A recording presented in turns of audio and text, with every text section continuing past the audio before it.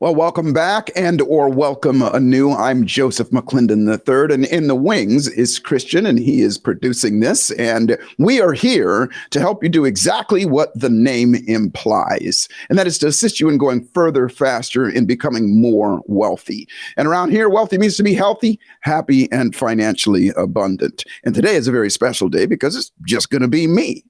And you and I are going to make an investment. Matter of fact, you and I are going to make a real estate investment.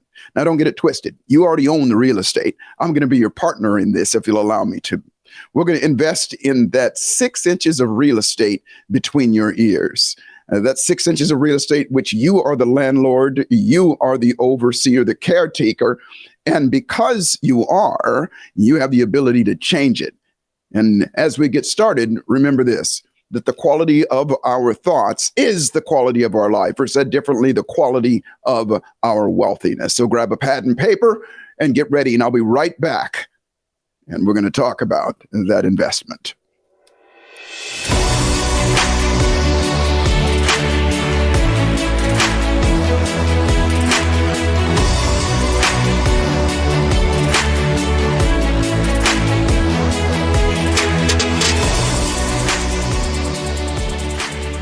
So if you're like most people, matter of fact, I'm going to say all people, you got a brain that just doesn't shut up. As a matter of fact, that's the way we're designed. It never stops. Even when we go to sleep, it's yak, yak, yak. Pictures, pictures, pictures. It's constantly going. Even when we're occupied by something else, like our cell phones or television or something like that, it's constantly going. And that's a good part, because without the brain working, the body wouldn't work. But the bad part is, we have what's called runaway thoughts. And those runaway thoughts oftentimes are what we call getting lost in a rabbit hole. I know I have, that I will do things like I'll grab my cell phone and I just mean to go on and check my Instagram just for a second. And I'll wake up an hour and a half later and I've been scrolling through this thing. Or I'll sit down to watch a program on television and all of a sudden time is gone. We all do that. Well, the same happens with our mind as well. And so I'm going to start off by saying this. When I was in my early 20s, I saw this guy on television. His name was Robert Allen. And Robert Allen, one of the first people that was teaching people how to flip houses. And he had an infomercial on there. And he said, listen, you come to my seminar, and I'm going to show you how to buy houses and then turn those houses into residual income. And he said, and don't worry, if you don't have any money, that's why you need to show up, because the name of the course and the name of his book is called Nothing Down. And so I got excited about it. I bought the course, and it was like $300, and that was a lot of money back then. It still is. But I went back and I went to the course and I sat and listened to him. And he did teach us. Matter of fact, he told us at the end of the course, he said, I just taught you 50 ways to buy houses for no money down. And he said, you don't need all 50. And as a matter of fact, there were 300 people in the course. And he said, out of the 300 of you that are here, maybe 10 of you are actually going to buy a house. And he said, out of that 10, maybe 2 of you are going to buy another house. And out of that 2, maybe 1 of you are going to go on and do what I say. And when he said that, I've always been that kind of person. You challenge me, I'm going to step up to it. Plus, that was all the money I had at the time, and I was bound to make this happen. I was daring to make this happen. But the reason I share this with you is it wasn't just what he taught us how to buy these houses, because one of the things, by the way, he said, it doesn't mean that you're not giving the seller money. It just means you're using something called OPM, other people's money. And we're going to come back to that here in a second, because we're going to be using OPT, other people's thoughts, to help us go further, faster. Make a long story short, at the end of the course, I went out, and within a year and a half's time, I bought 26 houses. And I still benefit from those houses to this day. And that was back in the 80s. And the reason I share all of that with you is it wasn't just that I had the knowledge. It wasn't just that I had the information and the strategies to do stuff. So did everybody else. What I had, I need to stop calling it a secret weapon, because it's not a secret. It's, everybody has access to things. Was I had the good fortune, if you will, to be taught how to change my thoughts, to be taught how to shift how I thought. And as a result of that, the things that came up with most people, and even though they did come up with me, fear of failure, fear of success, self-doubt, self-loathing, imposter syndrome, fear of rejection, all of those things that would show up, I had a way to, at the very least, mitigate those things, get beyond them, and do what was necessary to get done. And so that's what we're going to talk about today here, is this. We all have thoughts that are constantly going. Now, around here in neuroencoding at the Institute, we call that your psychology. And don't get that twisted. Don't get freaked out about it. Psychology are just the consistent thoughts that we all have consciously and unconsciously about ourselves, other people, and the world around us or our environment. That's it. What you think about yourself, as that old saying says, if you think you can or you think you can, you're absolutely right. And so by learning how to adjust those things, then you can absolutely shift the activity, the feelings that you're going to have and the activities that you're going to take. Now, the trick to it is this, is that, like I said in the very beginning, we never stop thinking. And thinking are just the words that we're saying, questions that we're asking inside of our heads, and the pictures that we're making. And it's a constant flow. It never stops. And so I was thinking about this the other day, no pun intended, and I was looking at it and I thought, well, gosh, if it never stops, then we are at the mercy of whatever that stream of thoughts are.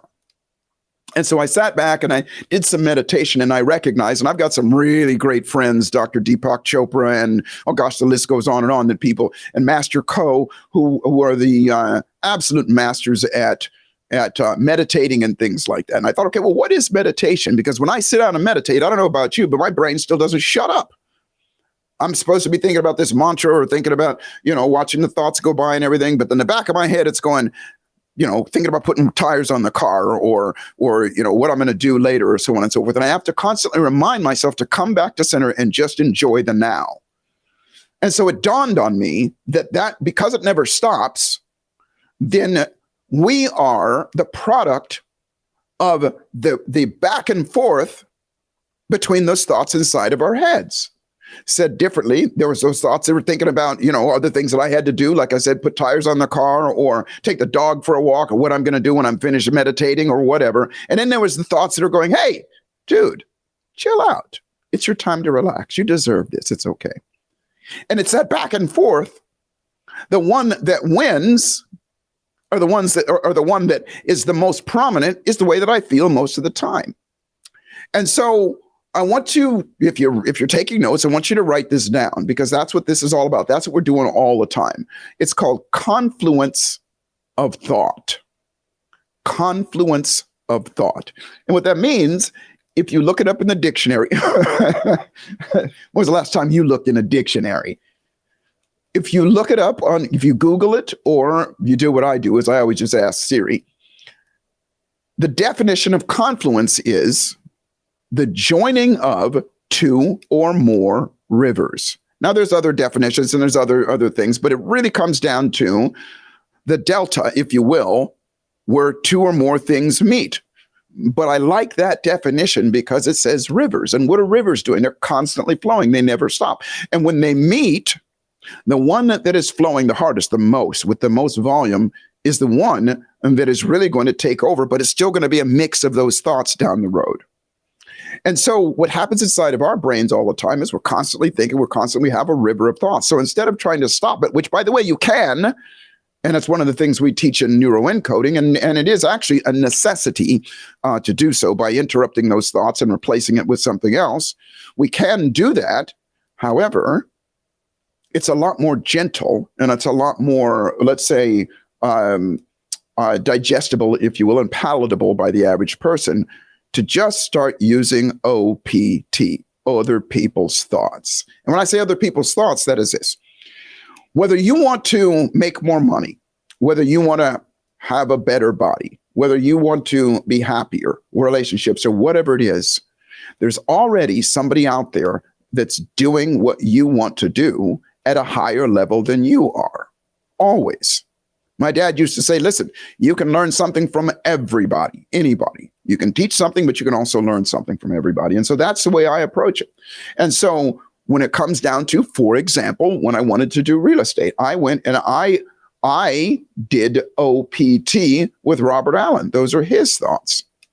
And at the time, by the way, I was also studying psychology, and I went to him, and just a real quick story, a little backtrack just a little bit. His plan was, he said, if you buy 2 houses a year for 10 years, at the end of 10 years, you'll have X amount of houses and you'll have X amount of residual income. The houses are going to be becoming worth more, but you're going to be paying down the mortgage and you'll be getting rent for these homes. So you'll be making money. Well, I didn't have that kind of time. I was in my 20s and I wanted to be a musician. I wanted to get on the road. And so I went to him and I said, Mr. Allen, oh, by the way, Robert Allen's a dear friend of mine now. I've seen him several times through the years. I said, look, your plan is 2 houses a year for 10 years. What if I buy 10 houses a year for 2 years? And he burst out laughing. And he actually got the class. He goes, hey, everybody, listen, this question that this guy asked. He said, of course you can do it, but you've got to think differently, Joseph. And when he said that, I'm going, okay, well, this is my wheelhouse. I know this. And what he said was this, and I want you to listen real close to what I say. You don't need everything. You don't have to know everything in order to do something. He said, I taught you 50 ways to buy houses. You don't need all 50. You just need one. He said, I call it the cookie cutter method. Find one that works for you and do that one. Some people study the fruit. Some people study the root and some people pick the fruit. He said, pick the fruit of the ones that are there, the low-hanging fruit, and eat it. And you can study the other stuff, because what a lot of other people are going to get caught up in the paralysis of analysis, which is, oh, I got to learn all this other stuff. I got to learn all this other stuff. No, you don't. And that comes down to exactly what I'm going to teach you here today as well. You don't have to know everything. You don't have to know everything about how you function. Your sympathetic and your autonomic nervous system, you don't have to know any of that stuff. You just do the do and borrow my thoughts, if you will, which, by the way, these aren't all my thoughts. I've had and continue to have some amazing, amazing mentors and teachers that helped me along the way. And so he said, use the cookie cutter method. He said, the other thing is, most of you are going to, if you do buy a house, you'll get scared and you'll feel like, oh, I got all this pressure, and you won't go further. And he said, what you have to do is you got to be okay with being scared. Now, he's saying all these things to me. In the back of my mind, I'm going, all this guy is doing is telling me how he thinks. And another word for thinking is believing what you're believing. And another word for believing is whatever you've said to yourself over and over and over and over again about yourself, about other people, and about the world around you. And so I was living in a place called Lancaster, California at the time. And it was about an hour and a half away from Los Angeles. And on my way home, I remember thinking, okay, well, and by the way, I had been utilizing this process in lots of other things in my life as well to get ahead. But on my way home, I was just saying to myself, okay, this is what he said. I'm going to say it. And I said to myself, probably, I want to say 500 times on the way home. Use the cookie cutter method. You don't have to know everything. Just do something. And a half a dozen other things that he said. And I said those things over and over to myself. And you know what? Those were the things that became my dominant thoughts. Now, the reason I say that is this. Those were his words, his thoughts. I didn't have to know any of the details of all that stuff. I just said it over and over and over to myself. Half a dozen things. I said them over and over to myself. And so by the time I got home, I was buzzing. It's probably 11 o'clock at night and I was buzzing. I couldn't go to sleep. And all I was thinking about was, okay, what am I going to do tomorrow? What am I going to do tomorrow? What am I going to do tomorrow? Which, by the way, would do alumni meetings. The class would get back together, once or twice a year. That group of 300 and actually more people. And, I was the only person in that classroom that went on. I was that one guy, if you will. And I would talk to them and I'd talk to people and I'm not going to call them excuses because they were just thoughts that these people were saying was, well, I got back and, I had to get back to work and I had to do this and I had to do that. And time took over and I just didn't, have time to study and do all this stuff and everything. And I thought to myself, well, what's the difference between me and them? Well, the difference was, first off, there wasn't a lot of difference because I had a job. I was working an 8-hour job, 5 days a week. I was also in college. So to say that I didn't have a lot of time was an understatement of biblical proportions, if you will. So it wasn't that they were busier than me.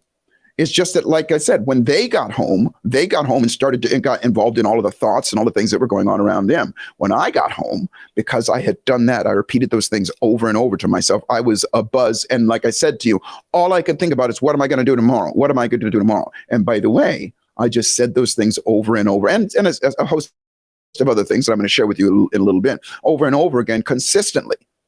All the time. I'd wake up in the morning and that's what I would say to myself over and over again, until pretty soon that became the, wait for it, psychology.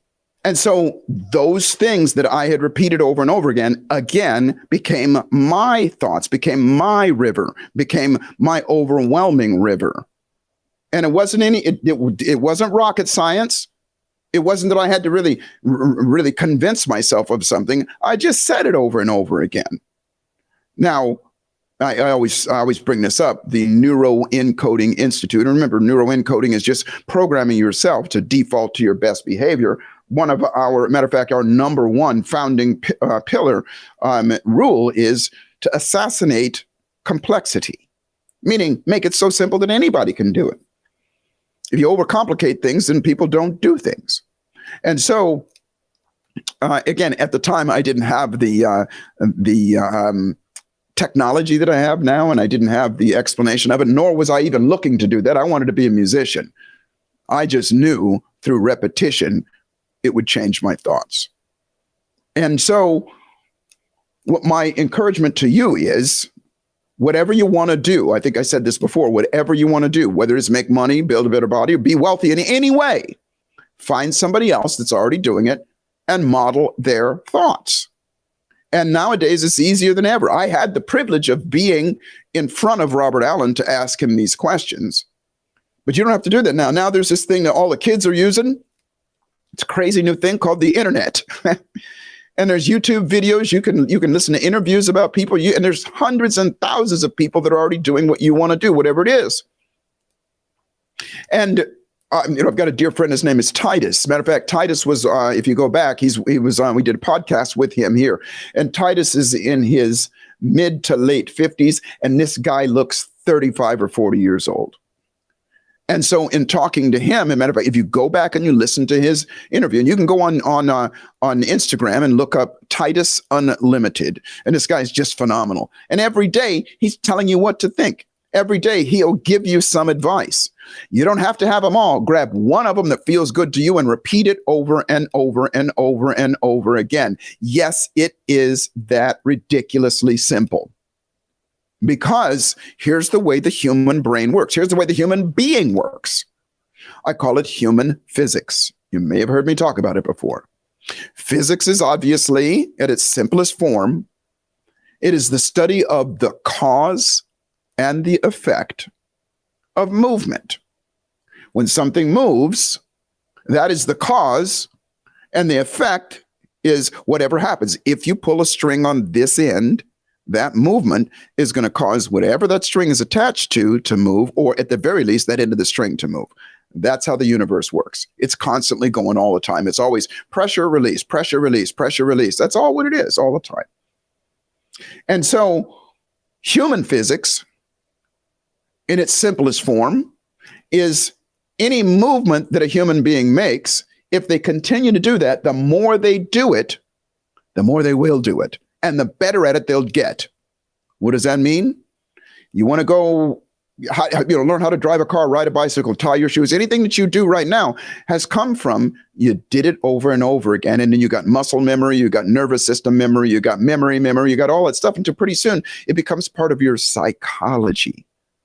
It becomes part of who you are by doing it over and over again. And if that works, which it does, then doesn't it make sense if you wanted to change one of those rivers? All you would do is decide what it is that you want to think. What are the best words for you to think? What are the best things for you to think about?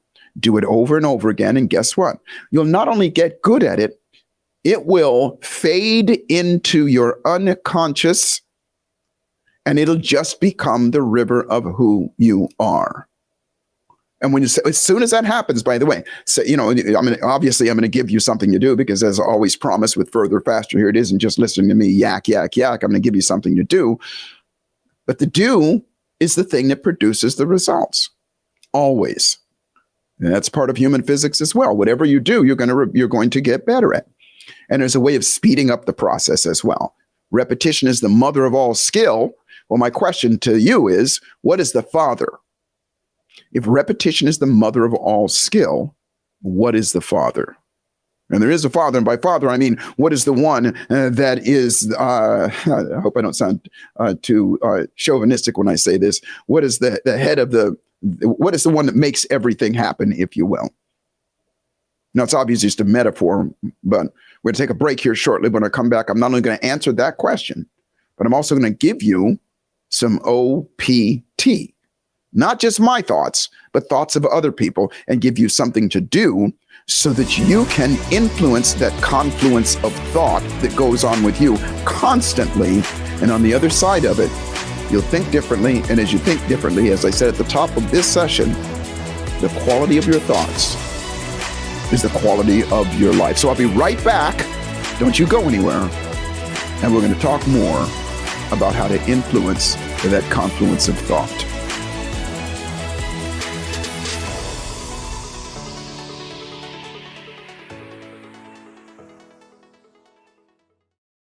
Hey, what's good? It's me, Joseph McClendon III, and let me get real with you just for a second. Now, you've probably heard me talk about this before, something that I call the thieves of our dreams. Procrastination, hesitation, fear of failure, fear of success, self-doubt, self-loathing, imposter syndrome, and fear of rejection. Well, let me ask you a question. What if you could not only retrain your brain and your nervous system to automatically default to your absolute best thoughts, emotions, and behaviors, but you could also do the same for others that are going through difficult times and challenges in their own lives and things that are stopping them from creating the life of their desires?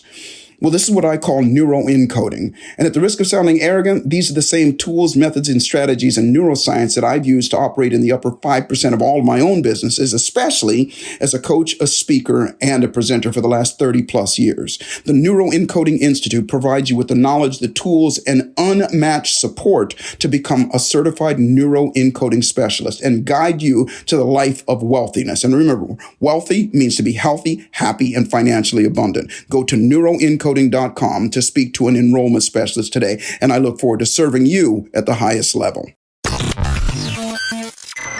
You're enjoying this episode on Angel Fenix Productions Podcast Network. To explore a complete lineup of quality programs and media production services, head on over to angelphoenix.com or like our Facebook page at facebook.com/Angel Fenix Productions.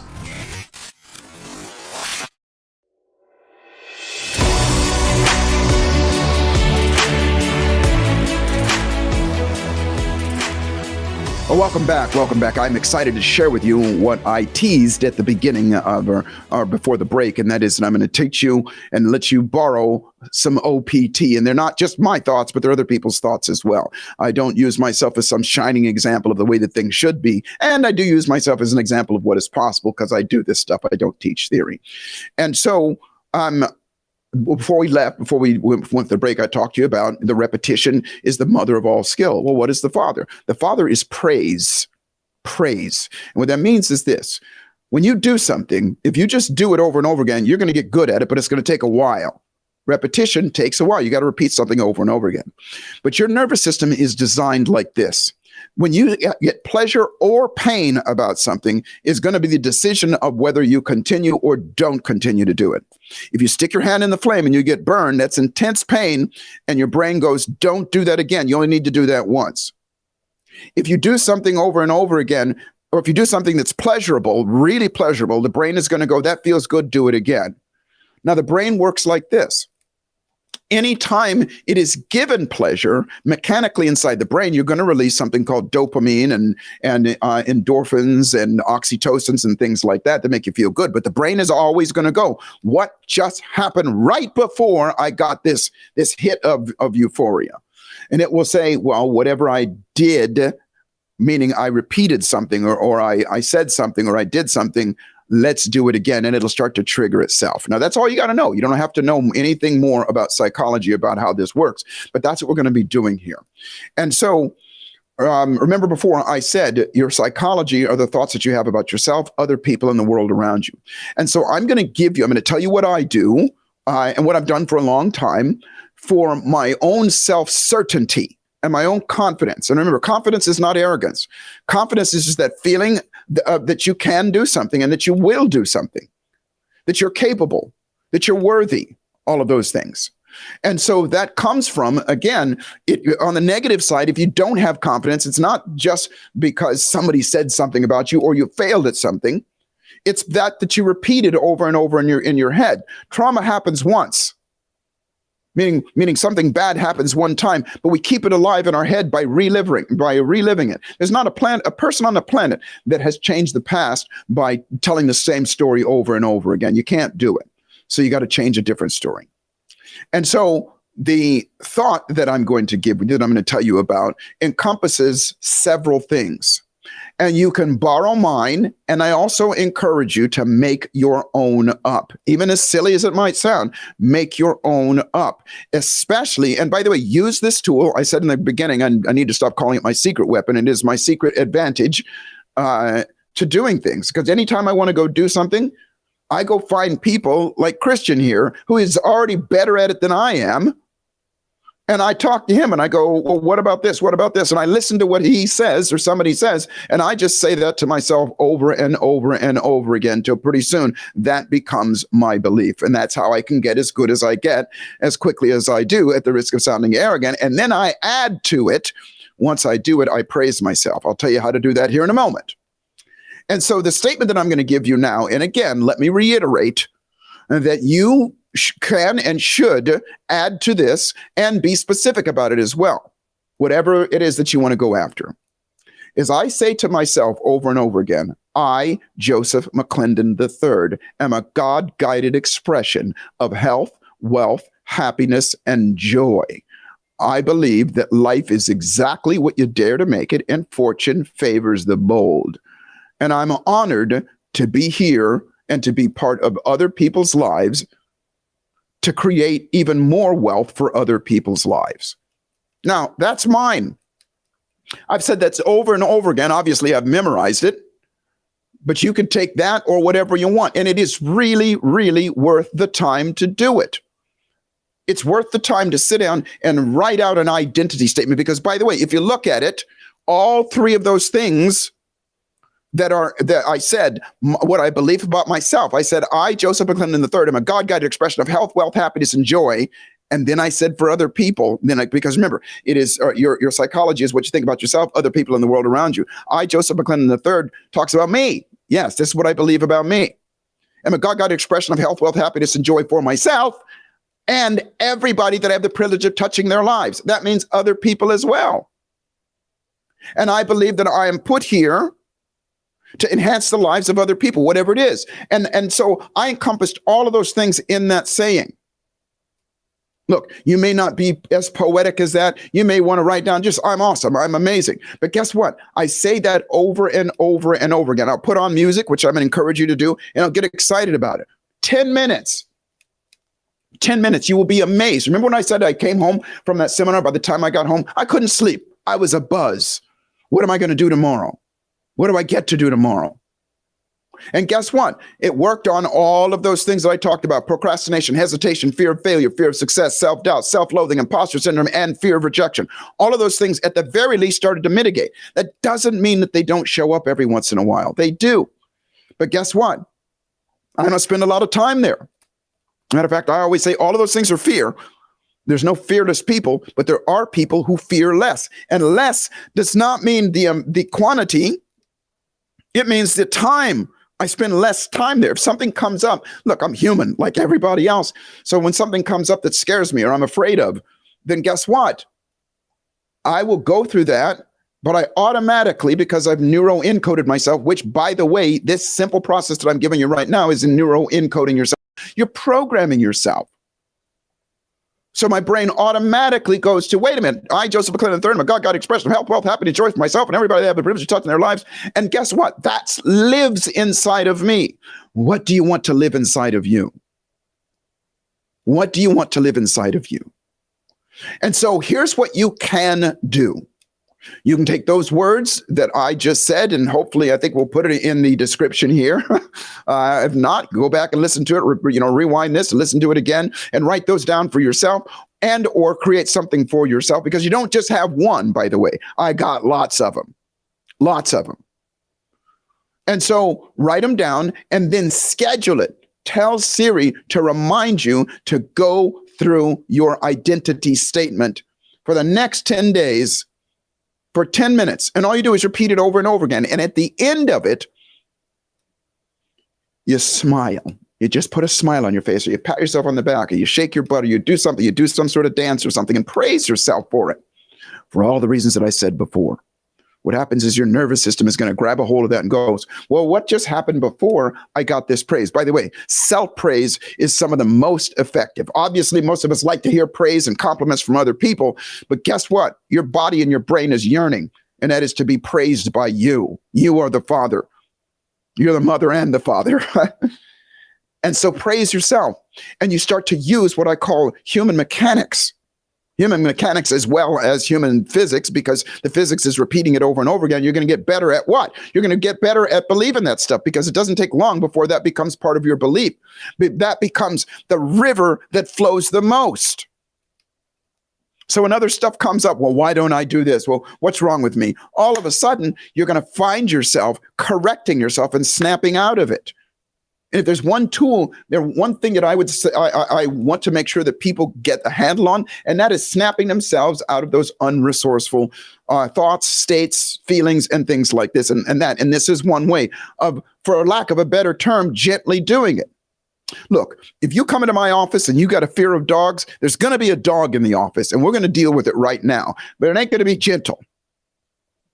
You're going to go through it, and we're going to snap out of it. And at the end of that hour, you're going to hold that dog. You're going to be fine. And then I'm going to give you something to do that is similar to what I just taught you here. That on your that when I'm not around, it grows and grows, and you get better and better at it as well. And so the reason I share all of this stuff with you is the assignment for you to do. Super, super simple.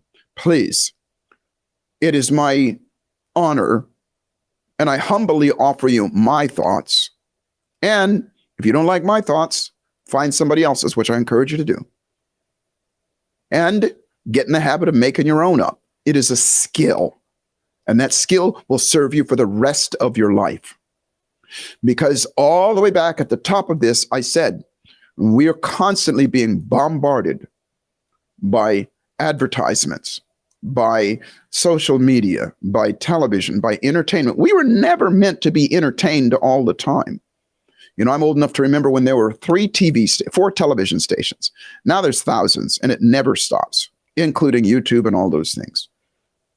Take a break, take a few minutes, 10 minutes to be exact every day. Say some words that empower you.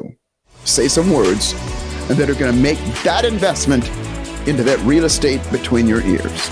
And remember this, life is always, always exactly what you dare to make it.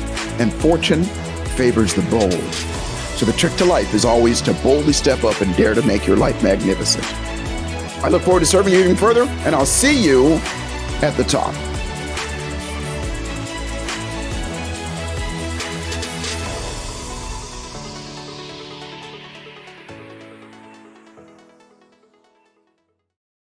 This podcast was a production of Angel Fenix Productions.